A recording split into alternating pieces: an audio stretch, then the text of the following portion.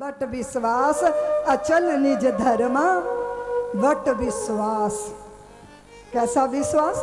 What वृक्ष जैसा विश्वास।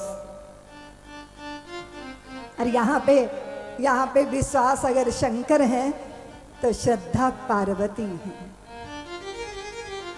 यहाँ पे सेवा भाव में हनुमंत लाल है तो समर्पण की भूमिका में जानकी जी हैं। जानकी जी। और अगर आप वाल्मीकि रामायण में झांक के देखोगी ना देवियों, तो जानकी अपने ही अपराध की बात कर रही है। जानकी ने कहा कि मेरा रावण ने अपहरण किया, क्यों? उसके पीछे किसी का दोष नहीं है, मेरा दोष है। जानकी ने कहा मेरा दोष है, मैंने लक्ष्मण जैसे साधु पर भरोसा नहीं किया और रावण जैसे असाधु को साधु मान लिया।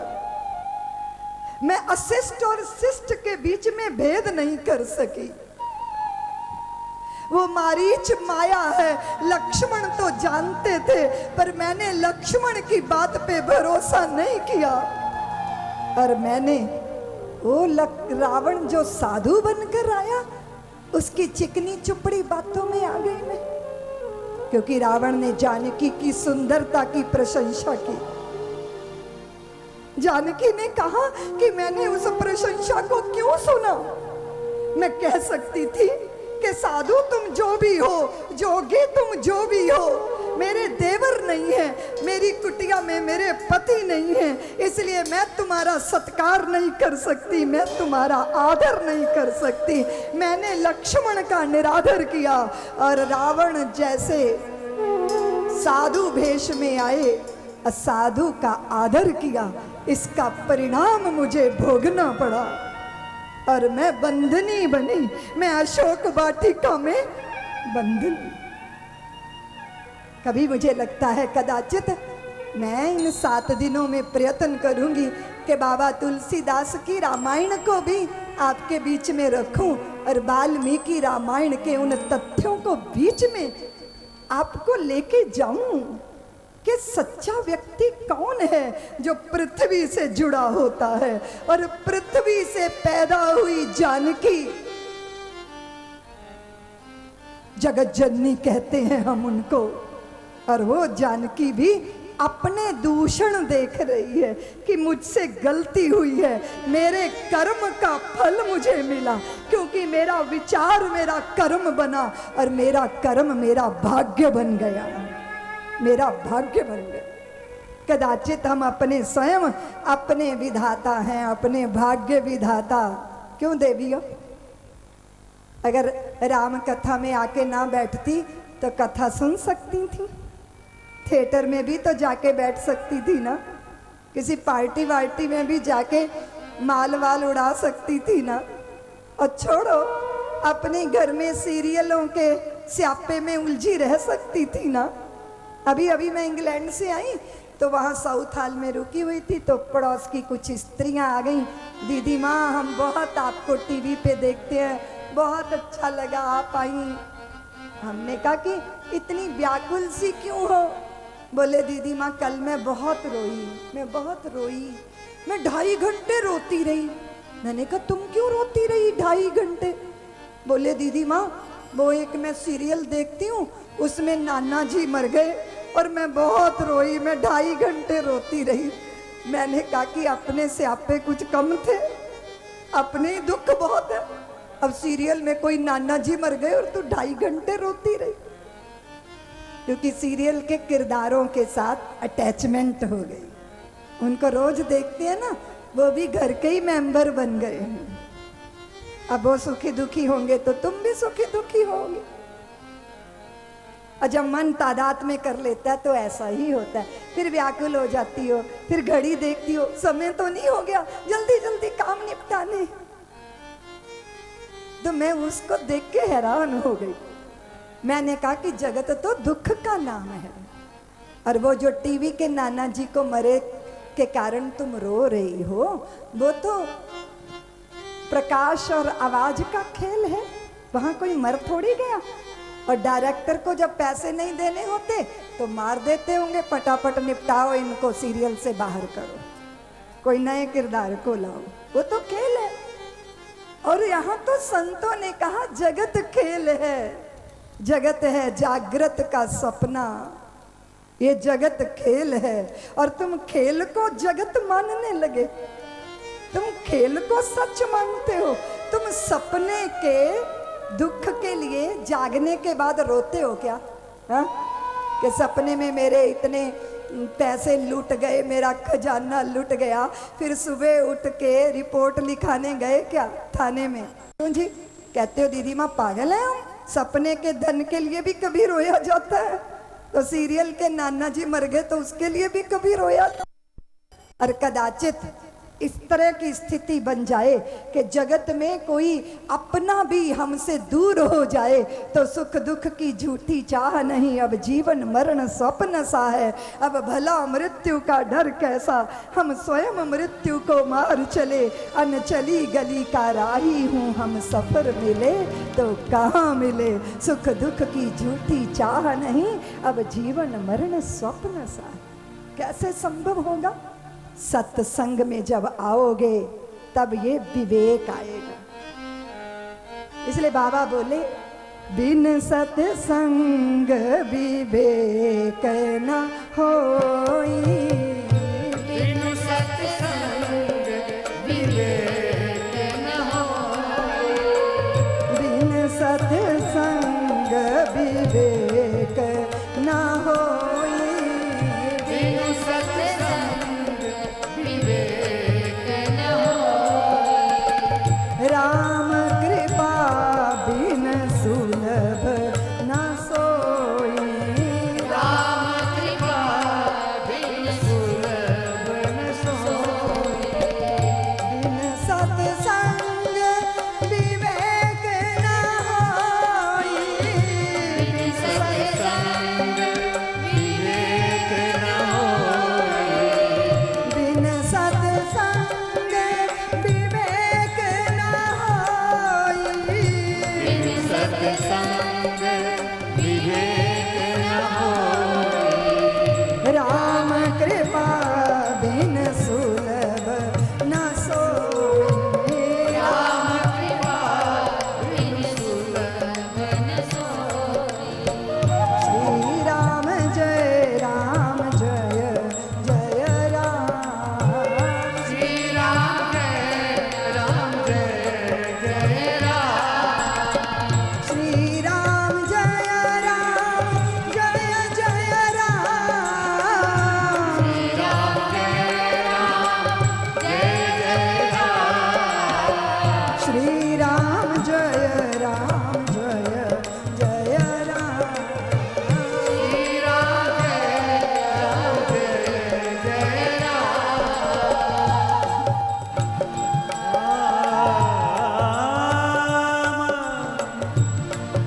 बिनु सत्संग विवेक, बिनु सत्संग विवेक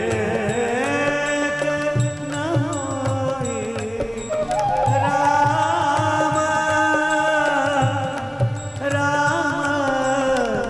कृपा बिनु सुलभ न सोई, बिनु सत्संग विवेक न होई, राम कृपा बिन सुलभ न सोई,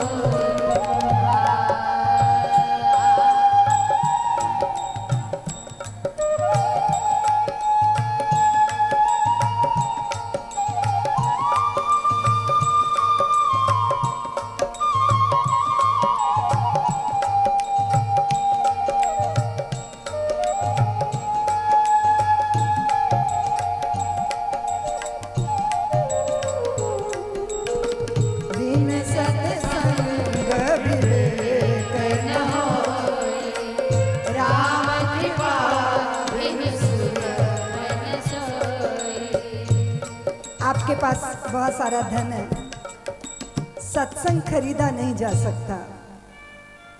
अगर आपके पास पद है, कोई जिम्मेदारी है, तब तो सत्संग के लिए अवसर ही नहीं है।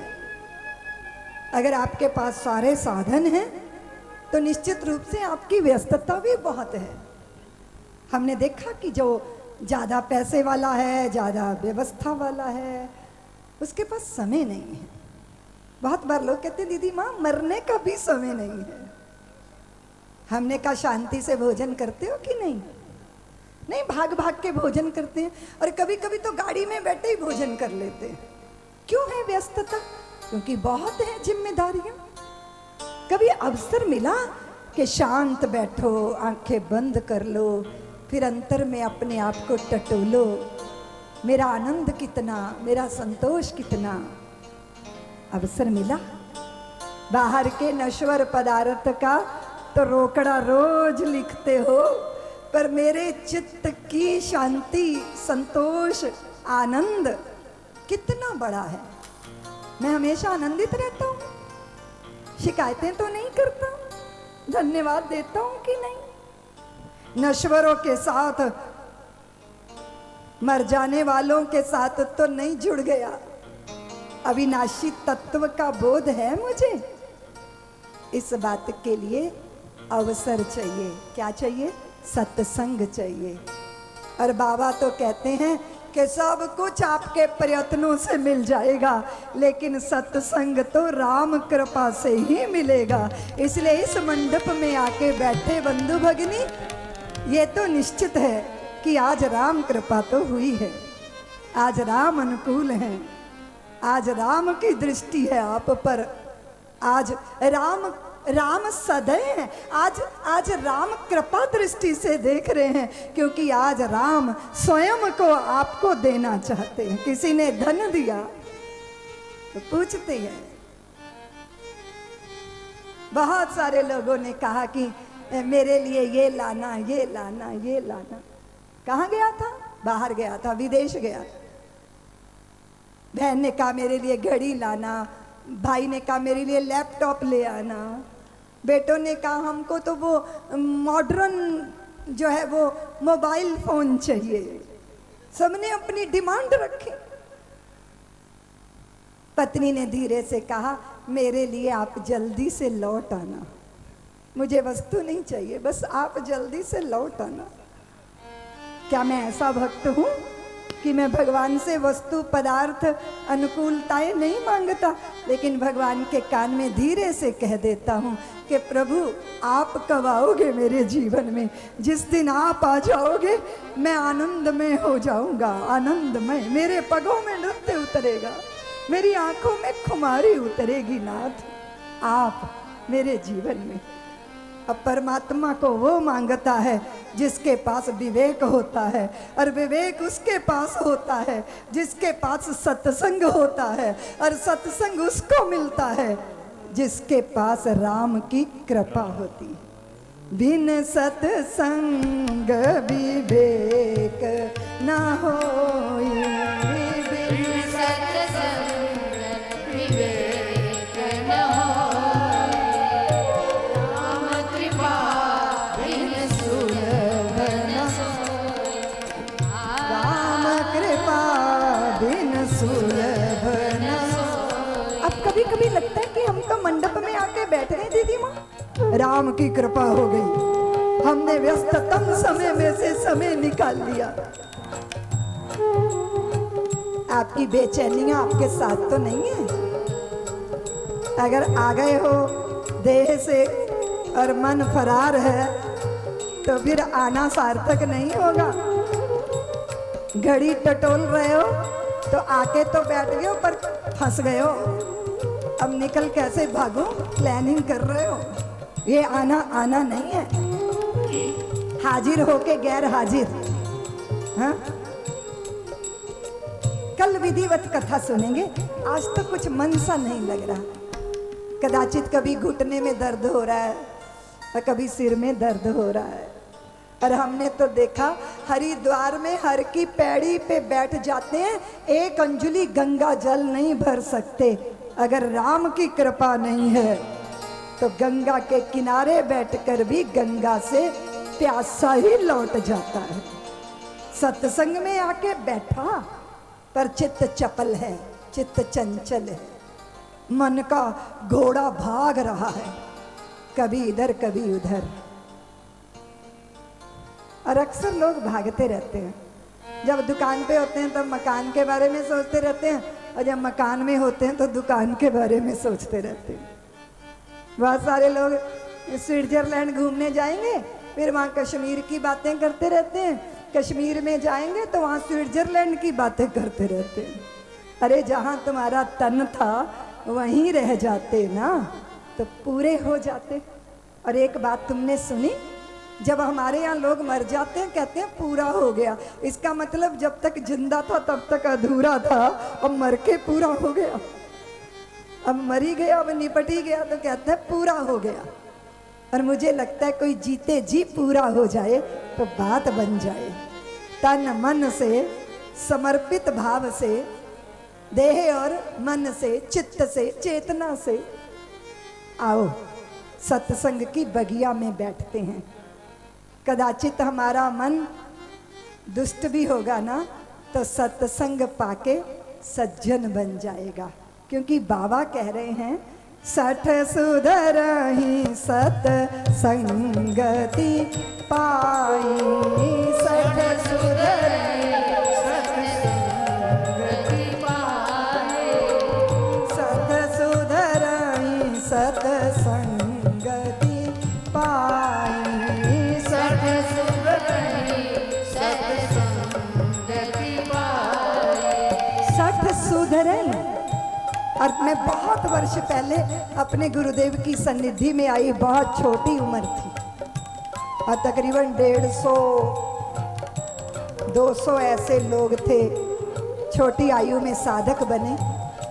हमारे गुरुदेव उत्तर प्रदेश में बुंदेलखंड में, वहाँ एक साधु ने यज्ञ का आयोजन किया और यज्ञ के लिए सबसे धन इकट्ठा कर लिया। चंदा जब बहुत हो गया तो वो साधु चंदे का सारा पैसा लेके वहाँ से फरार हो गया। और गुरुदेव को निमंत्रण दिया था, हम लोग वहाँ पहुँचे, जाके पता चला कि वो यज्ञ करवाने वाले बाबा जी तो गायब हो गए। अब शाम हो गई और जहाँ जाना था वो तो बहुत इंटीरियर एरिया था। रात को कोई बस नहीं, कोई ट्रेन नहीं, कोई गाड़ी नहीं, कोई बैलगाड़ी नहीं। और हम सब छोटी उम्र की सन्यासिनी हैं। और इतने में 4-5 सज्जन जैसे दिखने वाले लोग आए। बोले गुरुदेव से कि महात्मा जी आपको कहीं विश्राम चाहिए होगा, हमारी धर्मशाला है, आज रात आप उसमें रह जाओ। और उन्होंने बैलगाड़ियों में बैठा लिया और उनकी धर्मशाला तो इतनी दूर थी कि वो धर्मशाला तो आने का नाम ही ना ले। घोर जंगल आ गया, एक टूटे से खंडहर में ले गए वो। और बाद में समझ में आया कि हम डाकुओं के चक्कर में पड़ गए।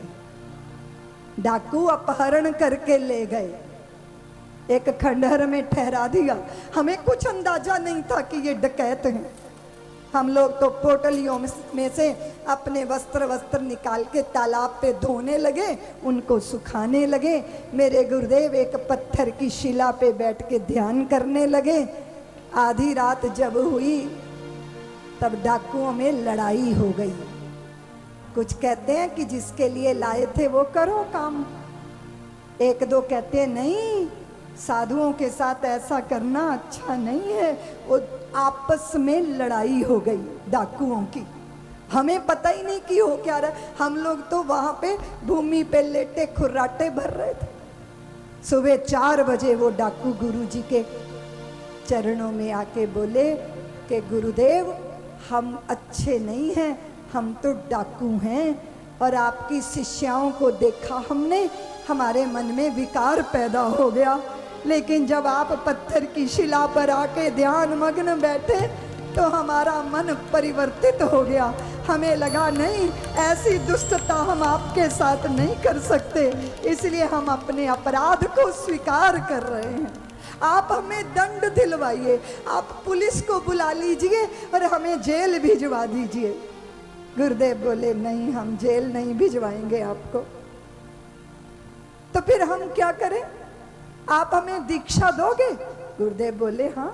गुरुदेव ने उनको मंत्र दीक्षा दी और वो खुद गए जेल, पुलिस में जाके समर्पण किया, अपने अपराध स्वीकार किए, 5-5, 6-6 साल जेल के दंड को भोगा, फिर आके गृहस्थी बने और फिर सत्संगी बन गए।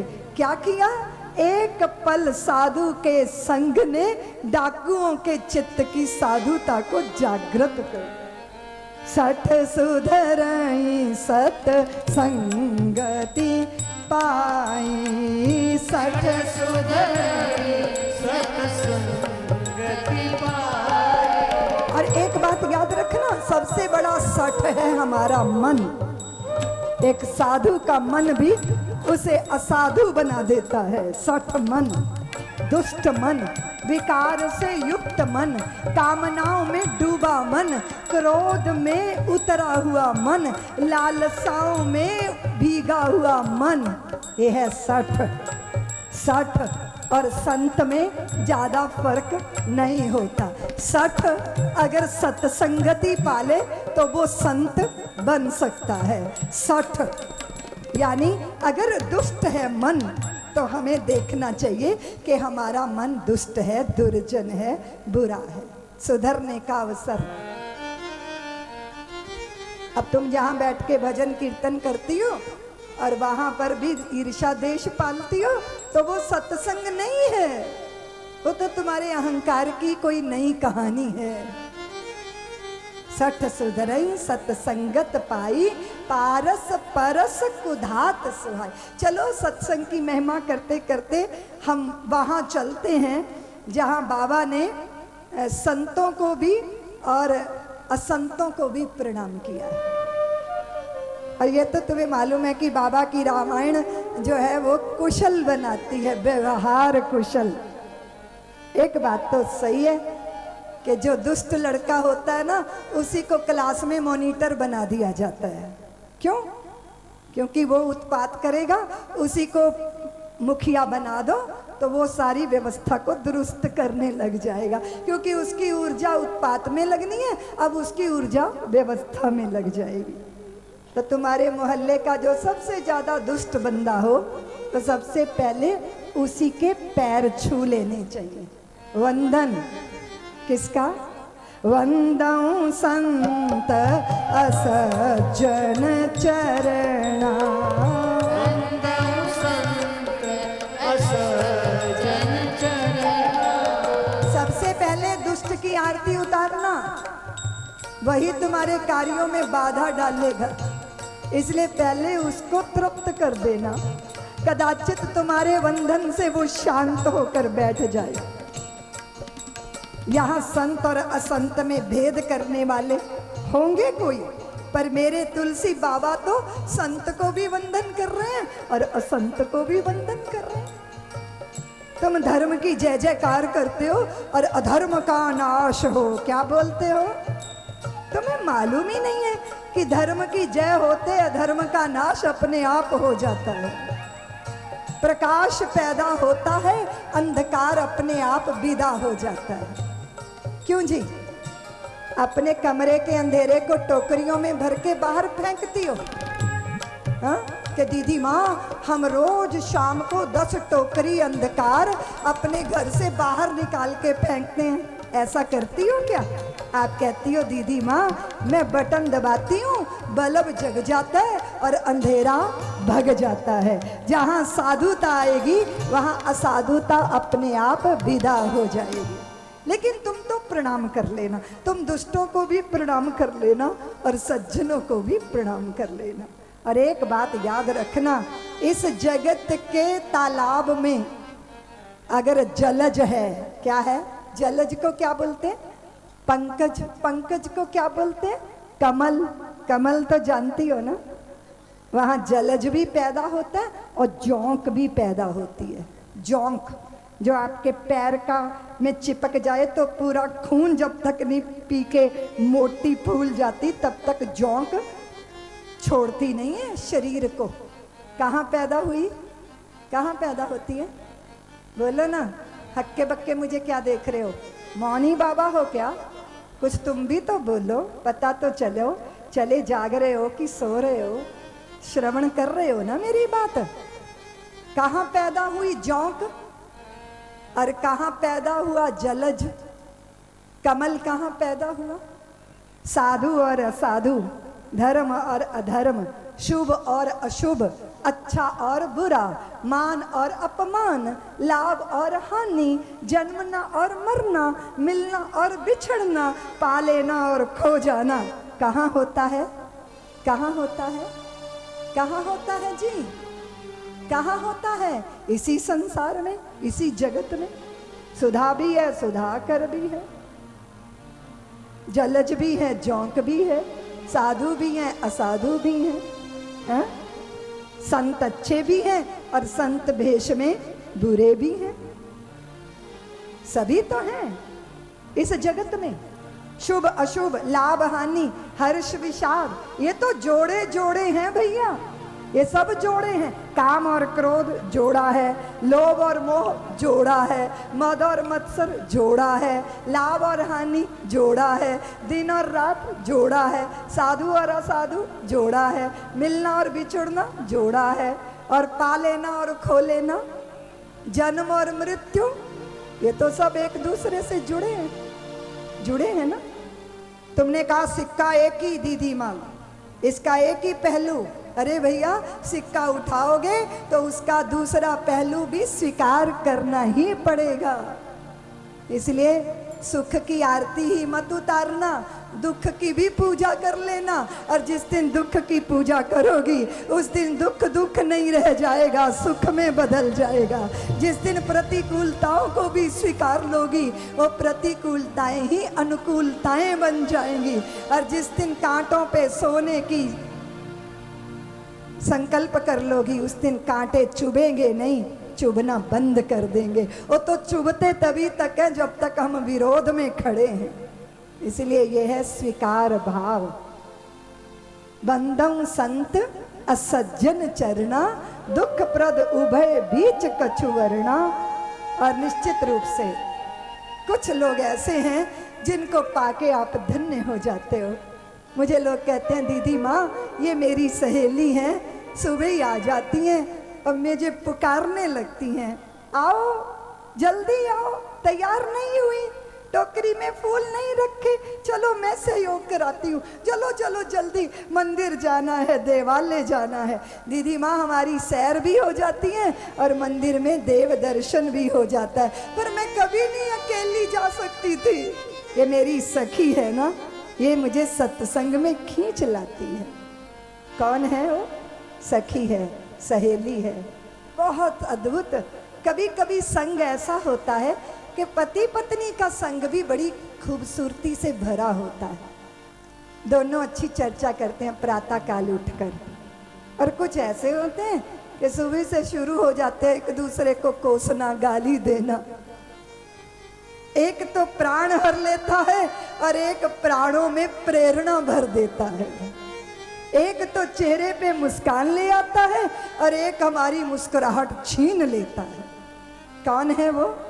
संत और सज्जन कौन है? जो आपको राम कथा में ले आया। और कौन है वो दुष्ट जो आपको जुए घर में ले गया, जिसने कहा यार 2 घूंट पी ले, पी तो ले, पी के देख तो। कल मुझे एक शराबी मिला, बोले दीदी माँ रोज थोड़ी पीता हूँ। तो मैंने कहा कब पीता है? बोले जब मेरा दोस्त आ जाता है तब पीता हूँ। तो मैंने कहा शराबी को क्यों दोस्त बनाया? और बोले दीदी माँ ये पत्नी को समझा दो, ये बहुत लड़ती है, इसको कह दो कि राजी हो जाए मेरे साथ। तो मैंने कहा तू भी पी लिया कर इसके साथ 2 घूंट। तो वो बोली दीदी माँ ये भी रोज पीता है, मैं भी पीती हूँ, ये अंगूरों की ढली पीता है और मैं सत्संग की पीती हूँ, रोज पीती हूँ।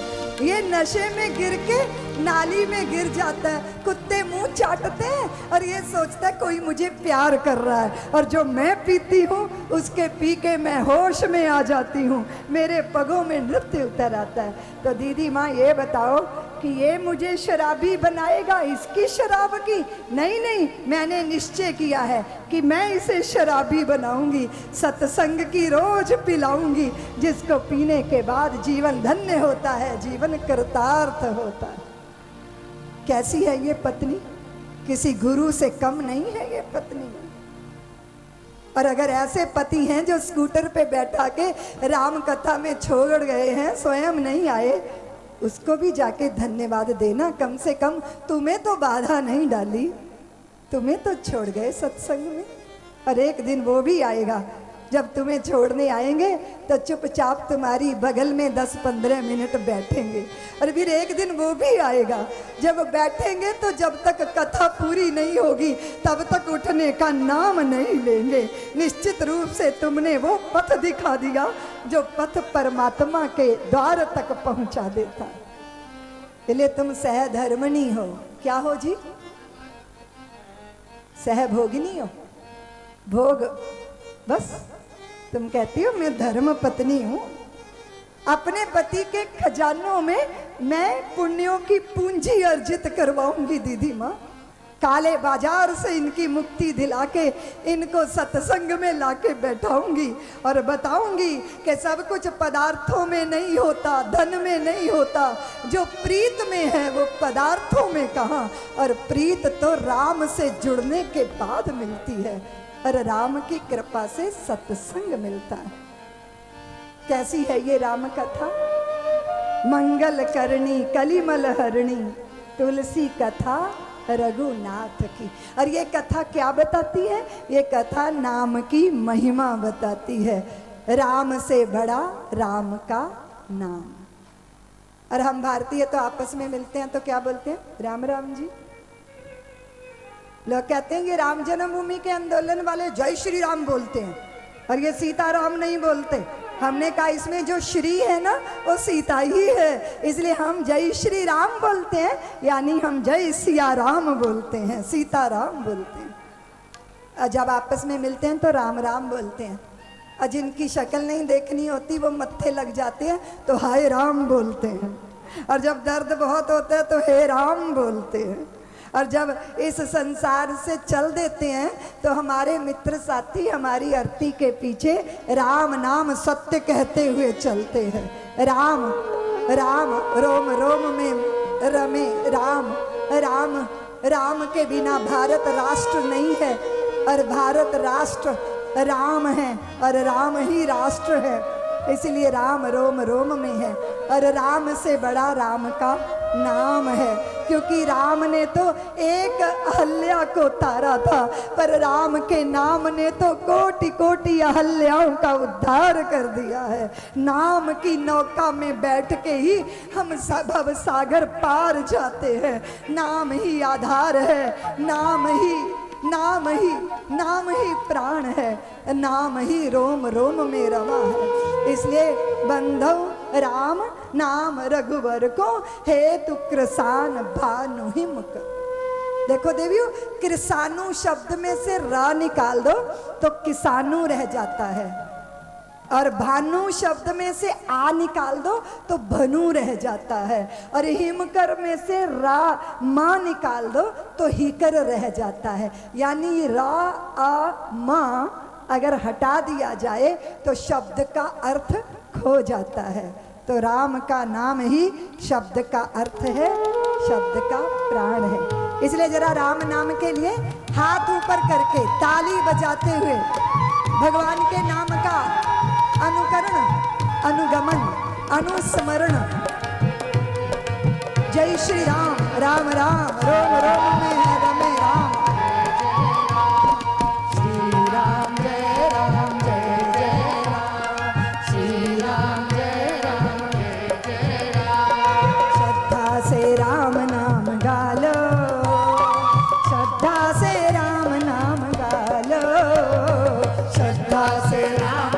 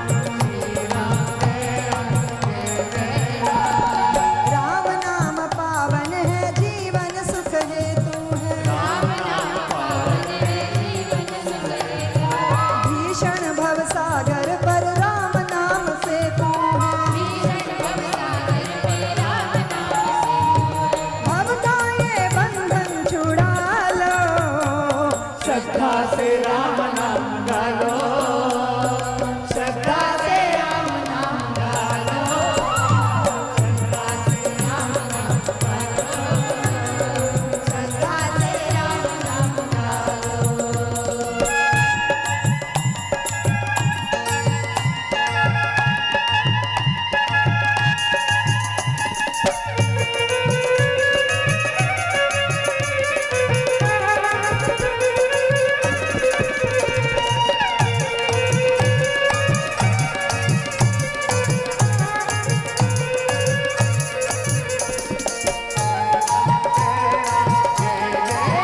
भाव से वाणी को पवित्र करिए। रोम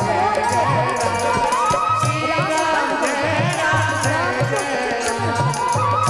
नाम रामत्व को धारण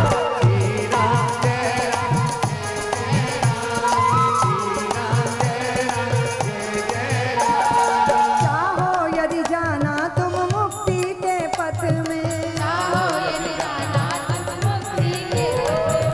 निर्मल हो बैठ जाओ भक्ति के रथ में,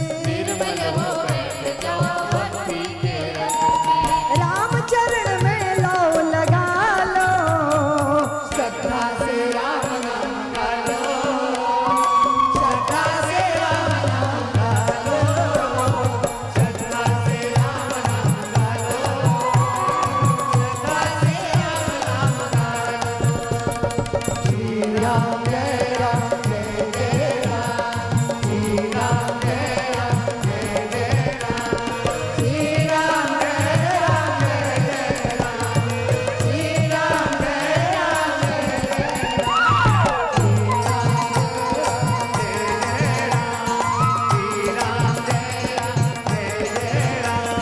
श्री राम जय राम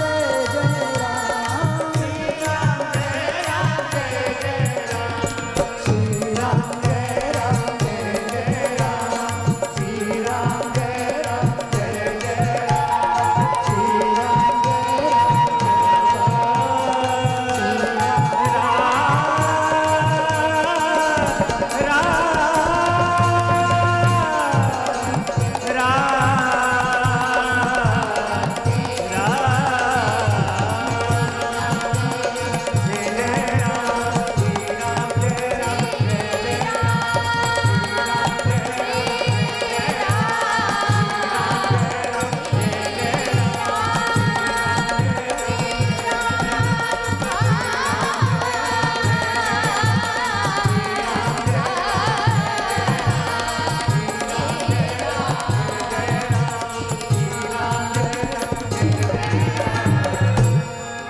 राम हमारा कर्म हमारा धर्म हमारी गति है, राम हमारी शक्ति हमारी भक्ति हमारी मति है, बिन राम के आदर्शों का चरमोत्कर्ष कहाँ है, बिना राम के इस भारत में भारतवर्ष कहाँ है। राम और राम का नाम, और ये तो आपको मालूम है कि जिसका नाम लेते हैं उसके गुण हमारे जीवन में आ जाते हैं। जब राम कहोगे तो क्या दर्शन होगा, भारत की मर्यादा क्या है, भारत का साहस कैसा है, भारत का शौर्य कैसा है। जब राम का नाम लोगे तो तुम भगवान हो जाओगे क्या? नहीं, तुम नारायण नर बनकर कैसे आदर्श प्रस्तुत करते रहे उसका बोध आपके चित्त में आ जाएगा। जब राम कहोगे तब माता पिता के प्रति आज्ञाकारिता आएगी। जब राम कहोगे तो 14 वर्ष तक वनवासी राम का तितिक्षु जीवन याद आएगा, और फिर जरा मरा सी परिस्थितियों से घबराओगे नहीं, राम कहते ही धीरज जीवन में आ जाएगा। जब राम कहोगे तब अपने भाई को कचहरी की धूल कभी नहीं चटवाओगे, क्योंकि याद आएगा कि अयोध्या का सिंहासन तो चारों भाइयों के बीच में फुटबॉल की तरह ठोकर खाता रहा। और जब राम का नाम लोगे तब अहल्या के उद्धारक राम का दर्शन होगा। जब राम का नाम लोगे तो मांस भोजी गीधराज पक्षी जटायु को पिता जैसा सम्मान देने वाले राम का दर्शन होगा।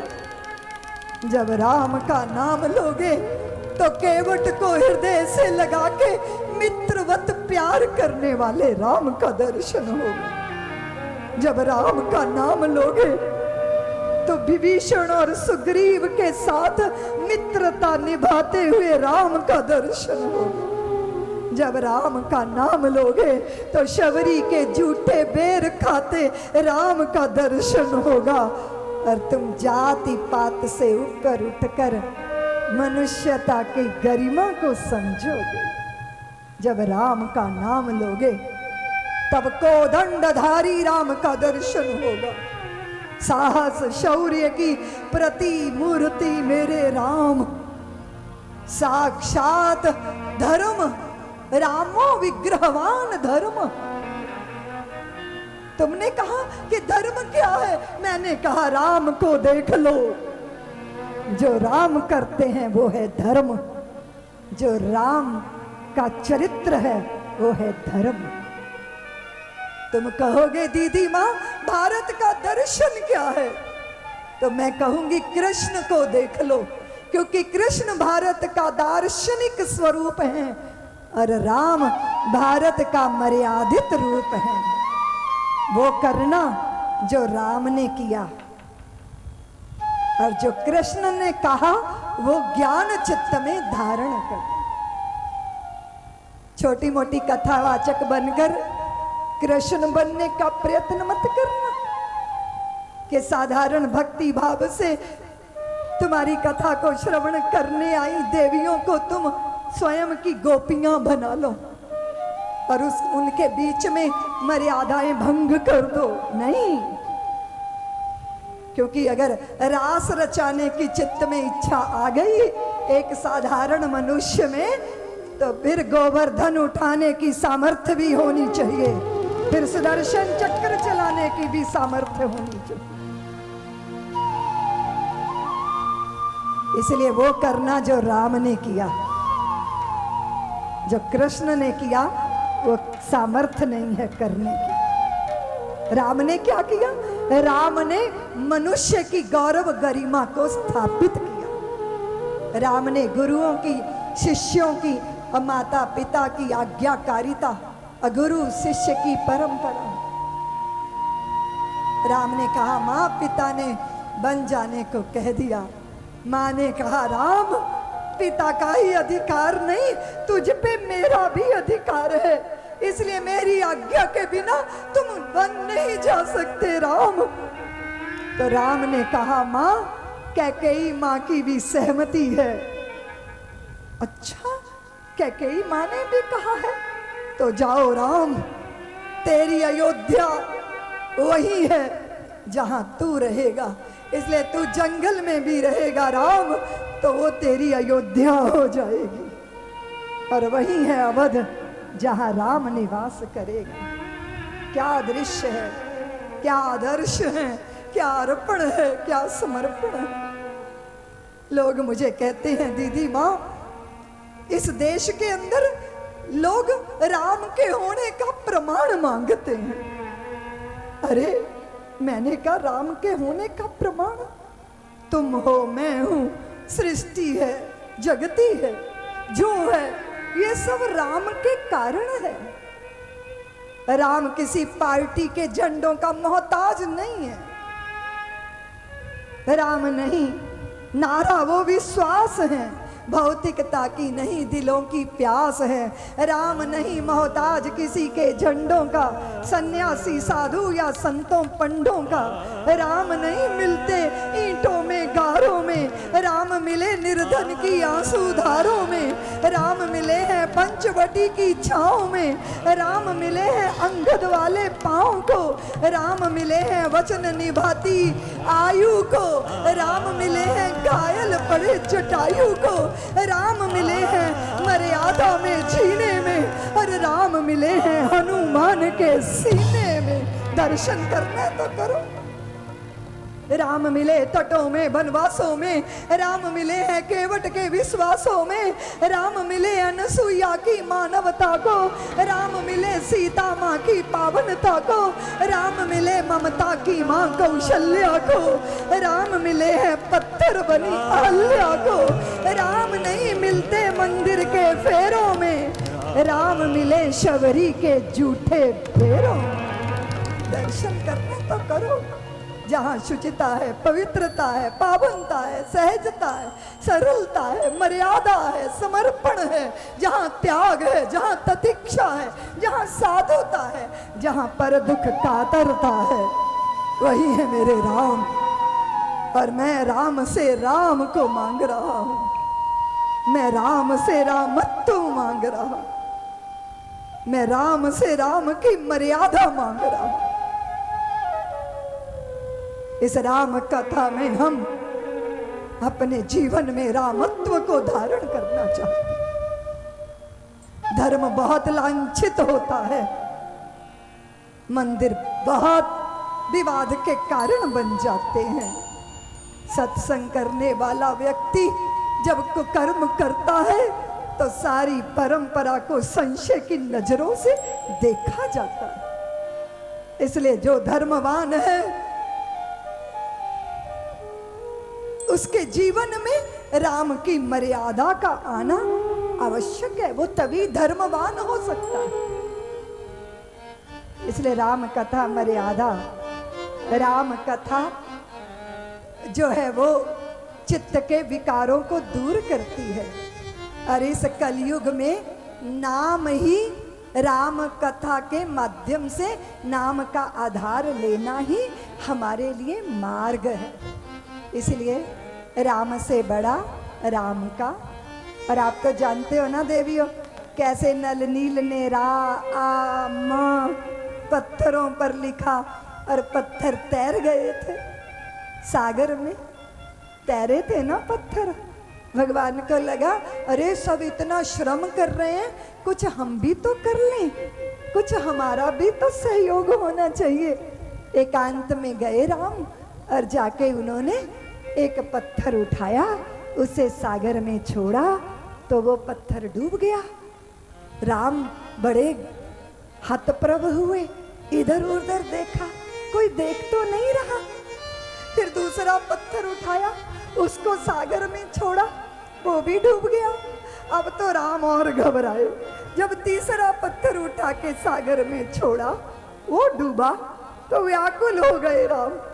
पीछे मुड़कर देखा तो हनुमान जी खड़े थे, मंद मंद मुस्कुरा रहे थे और सिर हिला रहे थे। भगवान बोले हनुमान तुम कब से खड़े हो? तो हनुमान बोले कि प्रभु जब से पहला पत्थर डूबा है तब से खड़ा हूँ। भगवान बोले देखो हनुमान, मेरे नाम के पत्थर तैर गए, फिर मैंने जिसको अपने हाथ से छोड़ा वो तो डूब गया। हनुमान बोले प्रभु ये कोई आश्चर्य की बात नहीं, आपके नाम के पत्थर तो तैरेंगे ही प्रभु, पर जिनको आप अपने हाथ से छोड़ दोगे डूबना ही उसकी नियति है। जिसको आपने छोड़ दिया वो कैसे तैरेगा? राम नाम अंकित शिलाएं ही नहीं तैरी, अपितु राम नाम अंकित हो गया जिस हृदय में, वो हृदय भी भव सागर से विकारों से तैर के ऊपर आया। भगवान के नाम ने पापियों को भी पवित्र कर दिया, पामरों को भी पवित्र कर दिया। हमारे लिए क्या पाथे है? बाबा ने कहा कलयुग केवल नाम आधारा, सुमिर सुमिर नर।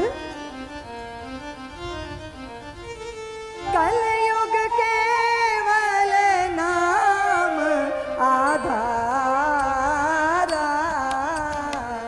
सुमिर सुमिर नर उतरण पारा। कलयुग केवल नाम सुमिर सुमिर नर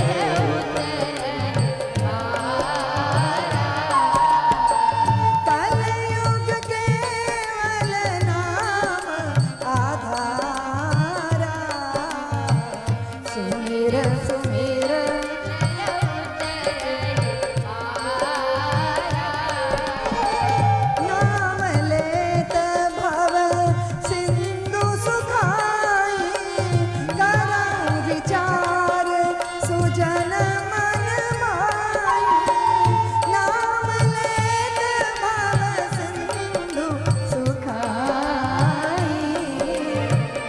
करऊ विचार सुजन मन मारे। श्री राम जय राम जय राम, श्री राम जय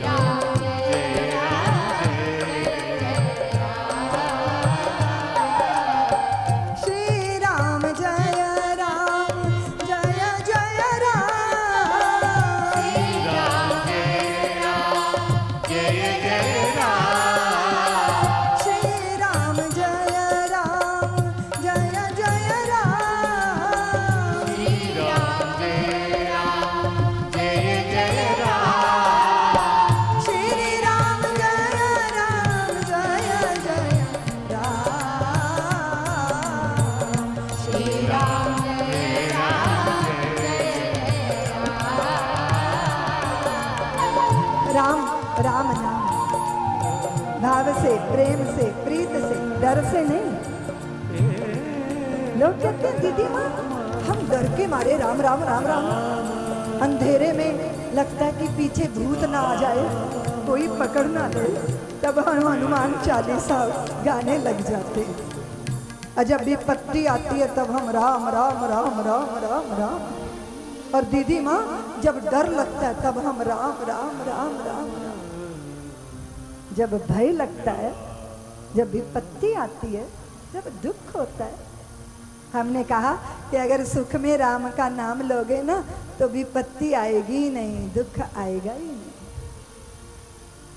भय के कारण या प्रलोभन के कारण अगर तुम भगवान का नाम लेते हो तो मुझे नहीं पता कोई क्या समझता है, पर मेरी दृष्टि में तो मुझे अच्छा नहीं लगता ये कि तुम सोचते हो कि स्वर्ग पक्का हो जाए इसलिए राम नाम जप लेना चाहिए।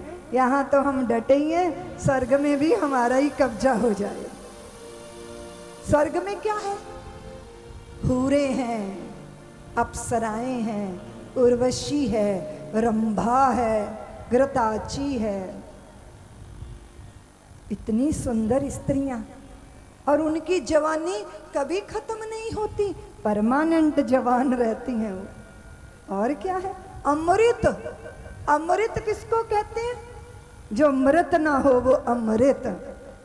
क्या है जी? स्वर्ग। 5 स्टार होटल है स्वर्ग। तुम गए हो 5 स्टार होटल, 3 स्टार होटल जाते हो ना, जैसे ही होटल में प्रवेश करते हो तैसे ही बटुआ हल्का होने लग जाता है, और जैसे ही बटुआ खाली हो जाता है तैसे ही होटल से बाहर कर दिए जाते हो, है ना? ऐसा ही होता है, नो टोटल नो होटल, ऐसा ही है ना मामला। तुम्हारे पास पुण्यों की पूंजी जमा हो गई, स्वर्ग चले गए, और जैसे ही स्वर्ग गए पुण्यों की पूंजी जो है खर्च होने लगी, और जैसे ही खर्च हो गया सारे पुण्य तैसे फिर मृत्यु लोक में धक्का देके वापिस आ गए। क्यों जी? स्वर्ग क्या है? पंजाब में एक संत हुए स्वामी राम, अपने को बादशाह राम कहते थे। बादशाह राम। बादशाह कोई क्या कैसे होता है? आसन सिंहासनों पे बैठ के नहीं, जिनके चित्त की चाह मिट जाती है उनकी चिंता दूर हो जाती है और वो शहंशाह बन जाते हैं। चाह गई चिंता मिटी मनुआ बेपरवाह, जिसको कछु ना चाहिए वो शहंशाहों के शहंशाह। कौन है जी शहंशाह? आप भी बन सकते हो शहंशाह अभी इसी पल। कोई सिंहासन आसन की जरूरत नहीं है, चुनाव नाव जीतने की भी कोई जरूरत नहीं है। अभी इसी क्षण चाह को निकाल लो चित्त से, वासनाएं, लालसाएं, ऐशनाएं, महत्वाकांक्षाएं। कितनी बड़ा, हमने कहा इतनी बड़ी तो कोठी है, अब दूसरी क्यों बना रहे हो? और 10 कमरों की कोठी में व्यक्ति तो ढूंढने पड़ते हैं, हम 2 हमारे 2, और वो 2 भी चले गए, अब तुम ही 2 हो, तो इतनी बड़ी कोठी में तुम्हें कहाँ ढूंढेंगे भैया? ये तो ज्यादा बड़ी नहीं है। बोले नहीं दीदी माँ एक और बनाएंगे। हमने कहा अच्छी बात है, और बड़ी बनाओ। मैं आशीष देती हूँ कि तुम्हारे राजमहल बड़े हों, तुम्हारा तुम्हारा विस्तार बड़ा हो, पर एक बात याद रखना, तुम्हारा बाहरी इतना बड़ा ना हो जाए कि तुम बेचारे बन जाओ। बेचारे, बेचारा कौन होते हैं जी? जिसका चारा नेता खा जाते हैं वो बेचारा। हमारे देश के अंदर कभी कभी पशु भी बेचारे हो जाते हैं, चारा कोई और ही खा गया। बेचारे का मतलब है जिसको अब कोई चारा नहीं दिख रहा, वो बेचारा हो गया। धन पाके बेचारा, प्रतिष्ठा पाके बेचारा, नहीं नहीं नहीं, सब कुछ खो जाए तब भी तुम शहंशाह हो। मेरे बड़े अजीज, मैं बहुत इज्जत करती हूँ उनकी। कुछ बिजनेस डामाडोल हुआ पर मैं उनके धैर्य को वंदन देती हूँ, साधुवाद देती हूँ मैं उनके धीरज को। मैं उनसे हंसी कर रही थी, मैंने कहा इतनी विपरीत परिस्थितियों में भी आप मुस्कुराते हो भैया, क्योंकि आप दीदी माँ के भाई हो इसलिए मुस्कुराते हो इन प्रतिकूल परिस्थितियों में भी। तो एक जना मिठाई बांट रहा था। मिठाई क्यों बांट रहे हो? बोले मेरा घोड़ा खो गया। घोड़े खोने से क्या मिठाई बांटी जाती है? अरे बोले अगर घोड़े पे मैं होता तो मैं भी खो जाता ना। अरे घोड़ा खोया, मैं तो बच गया, इसलिए मिठाई बांट रहा हूँ, और मैं बचाऊं तो और तमाम घोड़े आ जाएंगे, क्या चिंता है। ये है शहनशाहित, ये क्या है? बादशाहित। ये है अमीर होना, ये है दिल की अमीरी। क्यों जी? स्वर्ग के लालच में जूते दान करती हो कि कहीं स्वर्ग में नंगे पैर न चलना पड़ जाए? इतने लालची हो कि स्वर्ग की लालसा, या तो फिर नरक का डर। कितना डर है नरक का, नरक में डाल देंगे इसीलिए नहीं बुरा करना, ऐसा नहीं करना। एक व्यक्ति स्वर्ग गए तो यमराज खड़े हो गए, पता नहीं क्यों मुझे लग रहा है कि मैं ना आपको फूल माला पहनाऊं। वो सज्जन बोले आप ऐसा क्यों कह रहे हो, मुझे फूल माला आप क्यों पहनाओगे? तो धर्मराज बोले मुझे लगता है मैं अपने आसन पे बैठा दूं आपको, मुझे लगता है मैं आपकी आरती करूं, आप ऐसा क्यों करते हो? आप ना ऐसा मत बोलो, मुझे संकोच लग रहा है। वो सज्जन बोले, वो बोले पता नहीं आपको देख के मेरे दिल में प्यार पैदा हो रहा है। तो वो बोले कि ये तो बताओ मुझे रखोगे कहाँ धर्मराज, मैं स्वर्ग में रहूंगा कि नरक में? बोले नहीं, आप तो स्वर्ग में ही रहोगे। तो ये बोले ऐसा मैं स्वर्ग में रह जाऊंगा पर मुझे नरक भी दिखा दो। अच्छा आप नरक देखोगे? हाँ नरक देखो। कैसा बनना है हमको? प्रलोभन के कारण नहीं और डर के कारण नहीं, भगवान का नाम लो। स्वर्ग का प्रलोभन ये लोभ है। मैं तो स्वामी राम की बात कर रही थी ना। वो एक पानी के जहाज में चढ़े विदेश जाने के लिए, उन्हें पता चला कोई दूसरी रियासत का राजा भी है, तो वो नीचे उतर आए। बोले एक जहाज में दो दो बादशाह नहीं जा सकते। खाली लंगोटी पहने रहते थे और अपने को बादशाह कहते थे। और स्वामी राम की बात मैं अक्सर सबको याद दिलाती हूँ।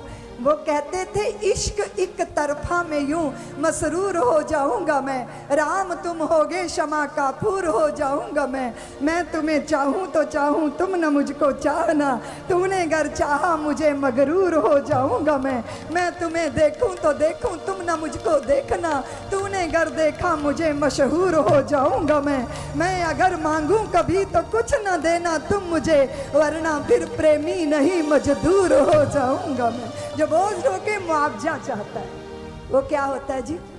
जो बोझ रो के मुआवजा चाहता है, जो स्टेशन पे तुम्हारी अटैची उठा के ट्रेन में रख देता है, वो क्या होता है जी?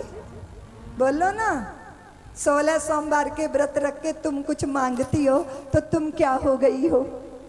हाँ, मैंने शुभ किया मुझे ये मिल जाए, मैंने व्रत किया मुझे ये मिल जाए। ये बनज व्यापार नहीं तो और क्या है? और भगवान के साथ व्यापार कैसा जी? उनसे क्या पाना है? उन्हें तो अपना आपा दे देना है। और जिस दिन हम चढ़ जाएंगे प्रभु के चरणों में, उस दिन प्रभु संसार नहीं देंगे हमें, अपने आप को दे देंगे हमें। और जिस दिन नारायण हमारे हो जाएंगे उस दिन नर के जीवन में कोई कमी रह जाएगी। क्यों जी? उस स्वामी राम वो कहते थे नरक क्या है? किसी ने पूछा महात्मा नरक क्या है? बोले कंजर खाना। बोले स्वर्ग क्या है? बोले वो भी कंजर खाना। ऐसा बोलते थे वो, खड़ी भाषा में बोलते थे। प्रलोभन में आके प्रभु के नाम का जाप नहीं करना, भय में भी नहीं, बस प्रीत में डूब के, प्रीत में भर के राम नाम का स्मरण करना है और प्रभु की कृपा की प्रतीक्षा करनी है। अब भय में तो अगर नरक का भय है तो आजकल लोग कहते हैं अरे नरक वर्क कुछ नहीं है, बकवास है सब, इसलिए लोग मनमानी करते दिखते हैं। हाँ, एक उस्ताद था कपड़े सिलने वाला, दर्जी। अच्छा कपड़ा आता था तो 2-4 मीटर मार लेता था, उसमें से दांव लग जाता तो 2 मीटर नहीं तो आधा मीटर तो पक्की बात है। बीमार हो गया, मुसलमान था दर्जी, बहुत बीमार हुआ और उसने सपने में क्या देखा कि फरिश्ते उसको लेने आ गए और फरिश्ते ले गए, कब्र में दबाने लगे और जिस कब्र में दबाने लगे वहां तमाम कपड़ों की झंडियां फहरा रही थी। उसने देखा इतनी झंडियां, लाल पीली काली झंडियां, इतनी झंडियां ये कहां से आ गई? फरिश्ते बोले ये सारी झंडियां वो हैं जिन जिन के कपड़ों को तुमने चुराया है, और जब खुदा फैसला करेंगे उस समय, वो जब समय कयामत का होगा तब फैसला होगा तेरे इन पापों का। इतनी झंडियां, वो तो घबरा गया, घबराहट में ही वो बोला या अल्लाह और मुख से निकला, आंख खुल गई, राहत मिली। शुक्र है भगवान का सपना देख रहा था, लेकिन ये सपना सच भी तो हो सकता है। शागिर्दों को आके बताया कि देखो मैं आदत से लाचार हूं, बहुत डर लगता है मुझे, क्या करना है हमें? शागिर्द बोले जैसे ही मैं कपड़ा चुराने के लिए काटने लगूं तुम इतना बोल देना उस्ताद झंडी, बस इतना बोल उस्ताद झंडी। अब एक बार थोड़ी, दिन में 10 बार कपड़े चुराने के लिए कैंची उठाता, वो शागिर्द बोलते उस्ताद झंडी तो सावधान हो जाता। 10-10 बार सावधान करना पड़ता क्योंकि बड़ा लालची था, कपड़ा चुराने की आदत थी। एक बार बढ़िया सी अचकन आई सिलने के लिए, इतना सुंदर कपड़ा और रंग। इसने सोचा कि सबके सामने काटूंगा कपड़ा तो ये फिर चिल्ला देंगे कि उस्ताद झंडी, तो पीठ कर ली उनकी तरफ, काटने लगा। और जैसे काटने लगा तो शागिर्द बोले उस्ताद झंडी, बोले ऐसी की तैसी झंडी की, और इस रंग की झंडी तो वहां थी नहीं। इतना चित्त में लालच पैदा हो गया भय के कारण, तो किसी दिन फिर उसी रास्ते पे चल दोगे। इसलिए प्रलोभन और भय इसके कारण नहीं,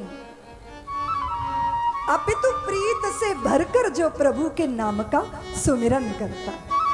मेरे ठाकुर मुझे स्वर्ग दें या नरक, ये तो उनकी मर्जी है, पर मैं अपने आराध्य को किसी लालच के कारण नहीं पुकारता। मैं अपने राम को अपने चित्त में उस रामत्व को धारण करने के लिए पुकारता। इसलिए स्वर्ग के लालच और नरक के भय नहीं, अपितु परमात्मा के प्रति प्रीत ही परमात्मा के सुमिरन का कारण बने। और अगर तुम्हें स्वर्ग जाने की तुम्हारी प्लानिंग है तो मेरी सलाह है, स्वर्ग जाने की कोशिशें मत करो, धरती पे स्वर्ग उतार लेने के पुरुषार्थ करो।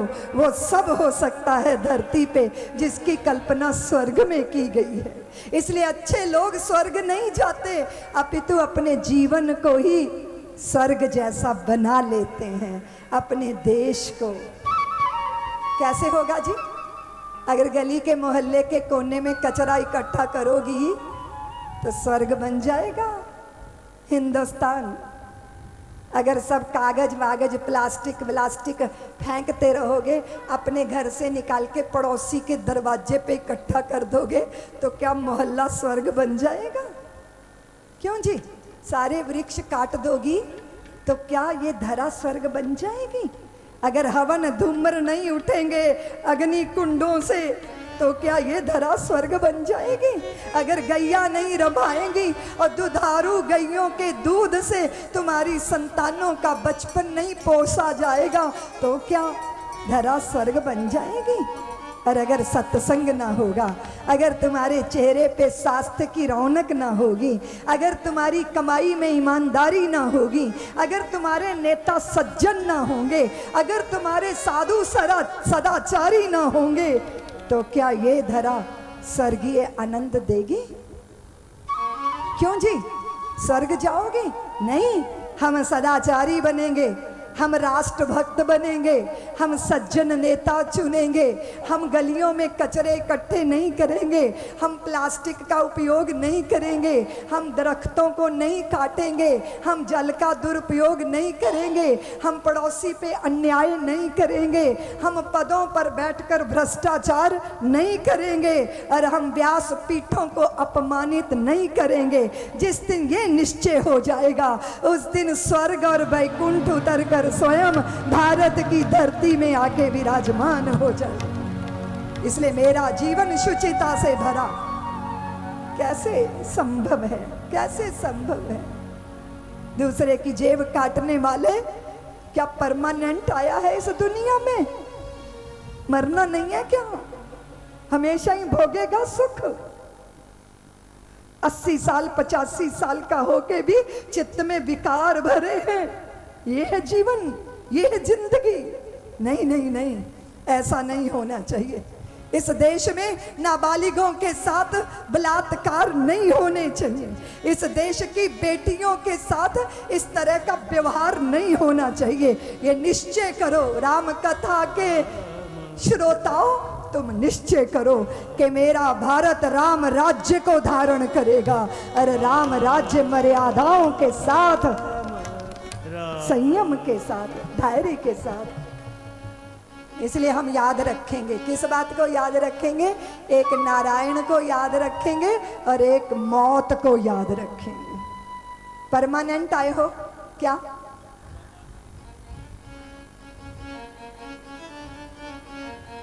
इसलिए स्मरण रखो कि दम दा भरोसा यार, दम आवे ना आवे, कि दम दा भरोसा यार, दम आवे ना आवे, कि दम दा भरोसा यार, दम आवे ना आवे, कि दम दा भरोसा यार, दम आवे ना आवे। इस जीवन दे दिन इस जीवन दे दिन चार, दम आवे ना आवे, कि दम दा भरोसा यार, दम आवे ना आवे, कि दम दा भरोसा यार, दम आवे ना आवे। हाथ ऊपर करके, हाथ ऊपर करके ताली बजाते हुए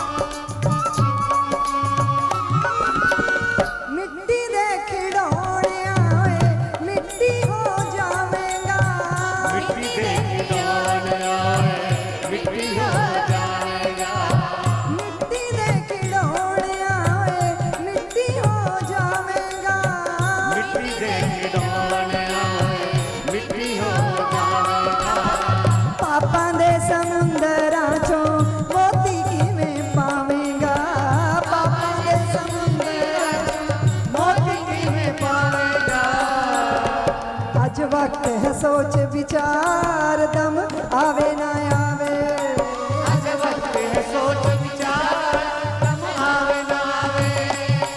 इस जीवन दे दिन चार, इस जीवन दे दिन चार, दम आवे ना आवे, कि दम का भरोसा दम आवे ना आवे, कि दम दा भरोसा यार, दम आवे ना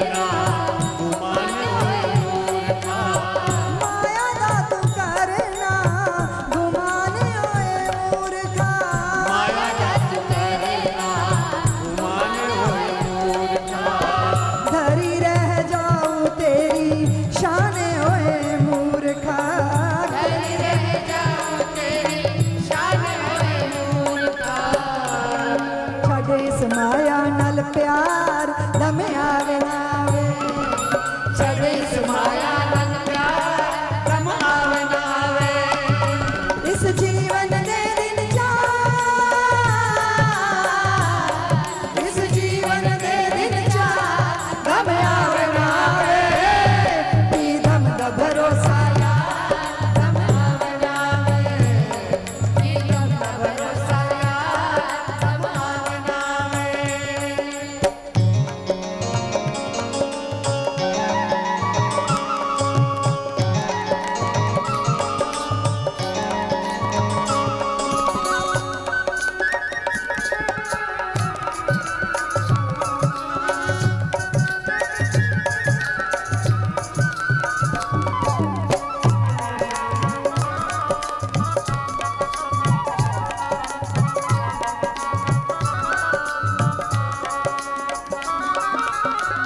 ਉਸ ਦਾ ਬੁਲਾਵਾ ਜਦੋਂ ਦਾਸ ਤੈਨੂੰ ਆਵੇਗਾ। ਉਸ ਦਾ ਬੁਲਾਵਾ ਜਦੋਂ ਦਾਸ ਤੈਨੂੰ ਆਵੇਗਾ। ਉਸ ਦਾ ਬੁਲਾਵਾ ਜਦੋਂ ਦਾਸ ਤੈਨੂੰ ਆਵੇਗਾ। ਉਸ ਦਾ ਬੁਲਾਵਾ ਜਦੋਂ ਦਾਸ ਤੈਨੂੰ ਆਵੇਗਾ। ਨਾਮ ਦਾ ਖਜ਼ਾਨਾ ਬਸ ਕਾਮ ਤੇਰੇ ਆਵੇਗਾ। ਨਾਮ ਦਾ ਖਜ਼ਾਨਾ ਬਸੇ ਕੰਮ ਤੇਰੇ ਆਵੇਗਾ। ਕੁਝ ਆਪਣਾ ਆਪ ਸੰਵਾਰ ਦਮ ਆਵੇ ਨਾ ਆਵੇ। ਕੁਝ ਆਪਣਾ ਆਪ ਸਵਾਰ ਗਮ ਆਵੇ ਨਾ ਆਵੇ। ਇਸ ਜੀਵਨ ਦੇ ਦਿਨ ਚਾਰ, ਇਸ ਜੀਵਨ ਦੇ ਦਿਨ ਚਾਰ ਦਮ ਆਵੇ ਨਾ ਆਵੇ। ਪੀ ਦਮ ਦਾ ਭਰੋਸਾ ਯਾਰ ਦਮ ਆਵੇ ਨਾ ਆਵੇ। ਕੀ ਦਮ ਦਾ ਭਰੋਸਾ ਯਾਰ ਗਮ ਆਵੇ ਨਾ ਆਵੇ। ਪੀ ਦਮ ਦਾ ਭਰੋਸਾ ਯਾਰ ਦਮ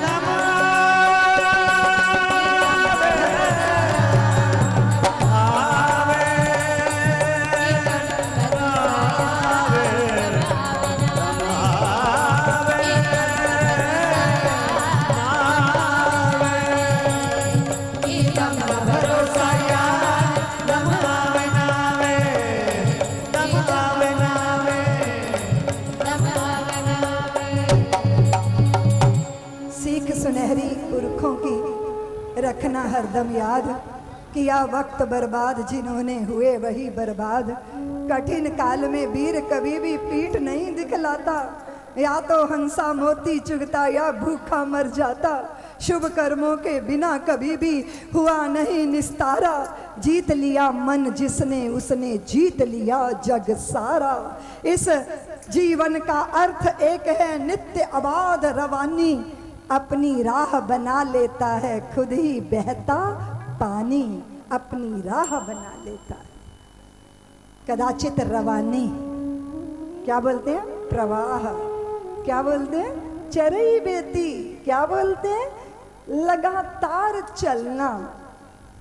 चलना है देश वीराना है। परमानेंट यहाँ कुछ नहीं है, ना यश परमानेंट है, ना धन परमानेंट है, ना जवानी परमानेंट है। प्रेमी प्रेमिकाओं की प्रीत भी परमानेंट नहीं है। माता पुत्र संतानों के बीच का भरोसा भी परमानेंट है। कुछ परमानेंट है जो परमानेंट, कुछ है परमानेंट। इस जगत के नश्वर प्रवाह का दर्शन करने वाला आसक्तियों में नहीं बंधता। जाना है ये तो पक्का है, पक्का है ना जी। जवानी हमेशा रहेगी, रह सकती है क्या?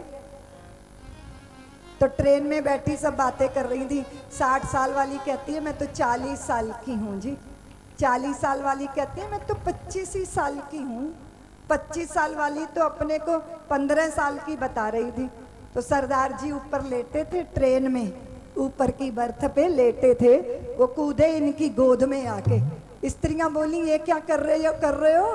बोले जिस हिसाब से तुम अपनी उम्र बता रही हो उस हिसाब से तो मैं अभी अभी पैदा हुआ, ऊपर से टपक रहा हूं पैदा होकर। हाँ, हमेशा रहे जवानी, परमानेंट पद हमारे पास रहे। सदा सदा लश्कारे और सदा अनुकूलता। 50 साल हो गए शादी हुए, दीदी माँ अब ये वैसा प्यार नहीं करते मुझे जैसे पहले करते थे। अरे हमने कहा 50 साल हो गए, अब तो पीछा छोड़ो देवी, अब गहरी प्रीत में पड़ो। हाँ, फीका फीका लगता है। अब कहते हैं अपनी पत्नी से, पेरिस कुछ फीका फीका दिख रहा है। जब आए थे, तुम्हें याद है जब हनीमून मनाने आए थे तब कितना अच्छा था, कितना चमकीला था, लोग भी बड़े अच्छे दिख रहे थे। अभी तो धूल दूसरी तो हो गया, अभी तो वैसी रौनक नहीं है। तो पत्नी बोली पेरिस तो पहले ही जैसा है, तुम्हारी आंखों में ही मोतिया बिंदु उतर आया है। अब बुढ़ापा आ गया, अब आंखें वैसे नजारे देख नहीं सकती, अब सामर्थ्य वैसी है नहीं। क्यों? रूप रस में आनंद लेने वाली इंद्रियां अब शिथिल पड़ गई हैं, अब शिथिल पड़ गई हैं। पहले कहते थे दीदी माँ 25 लोग आ जाते थे और हम 1 मिनट में भोजन बना के खिला देते थे सबको। अब तो एक जना भी आ जाता है तो लगता है हे भगवान ये आफत कहाँ से आ गई, उठा नहीं जाता, बैठा नहीं जाता। अब सामर्थ्य धीरे धीरे, अब कैसे पता चले कि बुढ़ापा आ गया? कैसे पता चले?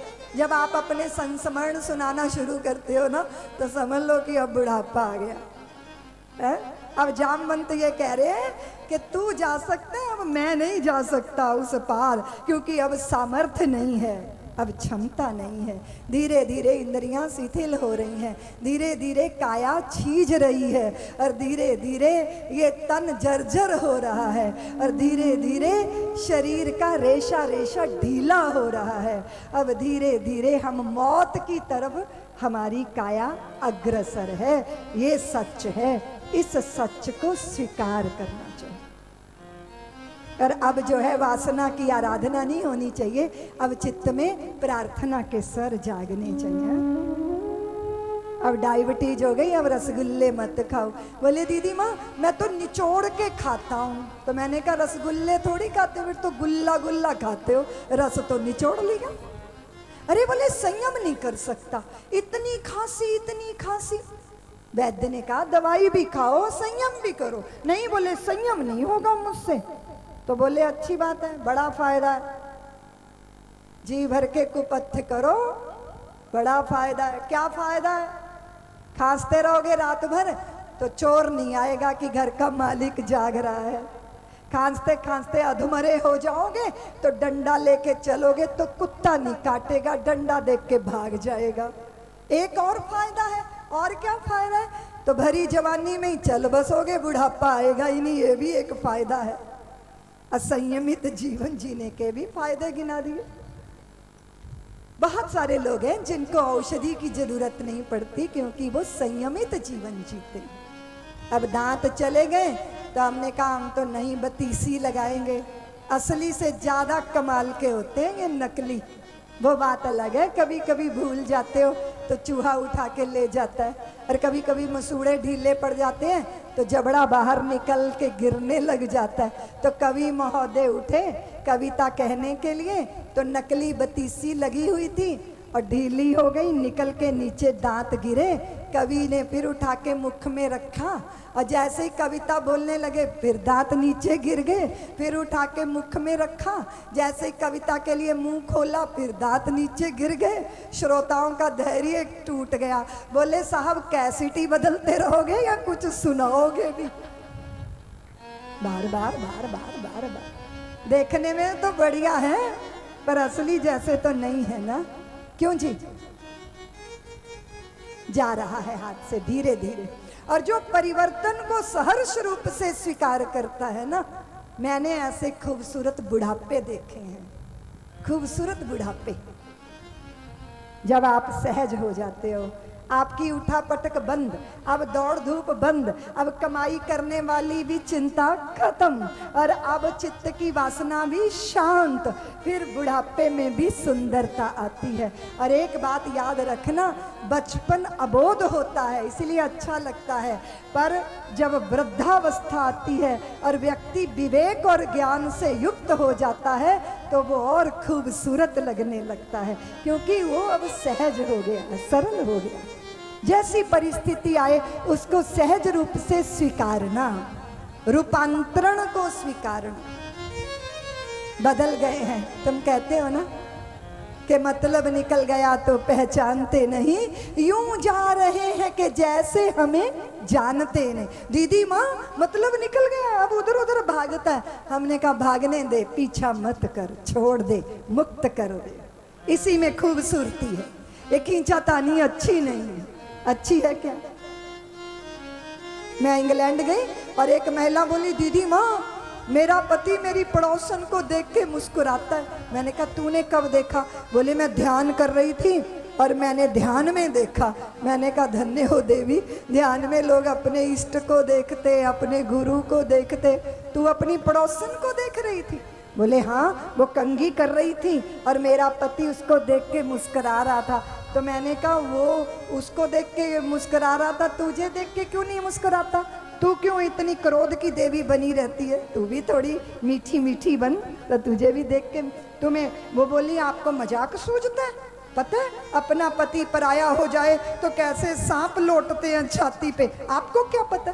मैंने कहा कि ऐसा मत कर, ऐसा मत सोच, तुझे पड़ोसन पे ईर्ष्या होगी और इसीलिए सपने में नहीं, ध्यान में नहीं, सपने में तुझे पड़ोसन दिखी होगी। कहती है मैं बहुत गुस्से में हूँ, मैं आत्महत्या कर लूंगी दीदी माँ। मैंने कहा मर जाएगी तो भूतनी बन जाएगी। कहती है हाँ, आत्महत्या करके भूतनी बनूंगी, पड़ोसन का भी नाक में दम करूंगी और राम मारिया इस पति को भी नाकों चने चबा दूंगी।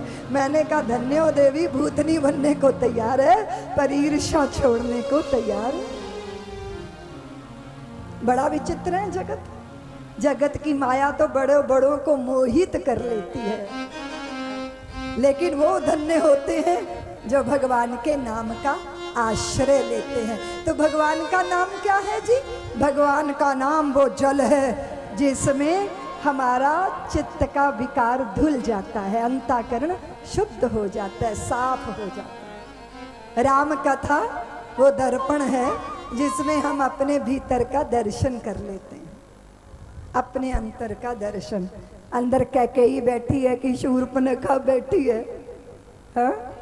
मेरा मन शूर्पणखा बन गया या मेरा मन शबरी बन गया? देख सकते हो ना खुद को टटोल के। इसलिए अंतर जगत में प्रवेश। बाबा महिमा गाते हैं, नाम लेत भव सिंधु सुखाही, करहूं विचार सुजन मन। और ये राम कथा जो है ये बहुत अद्भुत कथा है। ये कथा जो है संशयों को नष्ट करने वाली कथा है। और इस कथा को शंकर भगवान ने पार्वती को श्रवण करवाया था और हम कल विधिवत कथा में प्रवेश करेंगे। इसलिए पूरे समय आधार है भगवान के नाम का, भगवान के नाम का आधार, भगवान की कथा का आधार, राम के चारों चरितों का आधार, उनकी मर्यादा चिंतन में आए, इसके लिए हम राम कथा का आश्रय लिए हैं। आज मंगलवार है और हमारी कथा का प्रारंभ है। अद्भुत दिन है। हनुमंत लाल आके कथा में विराजमान हो गए हैं। आयोजक भी हनुमान है और संयोजक भी हनुमान है। वही सूत्रधार हैं और वही राम कथा के वक्ता हैं और वही हृदय में बैठ के श्रोता बन जाते हैं। इसलिए हनुमंत लाल जब चाहते हैं तभी राम कथा के आयोजन होते हैं। इसलिए पीतमपुरा वालों, आप भाग्यशाली हो, ऐसा अवसर मिला है, इसका आनंद लो और इस अवसर का लाभ उठाओ। श्री गुरु चरण सरोज रज, निज मन मुकुर सुधार, वरणो रघुवर बिमल जस, जो दायक फलचारि।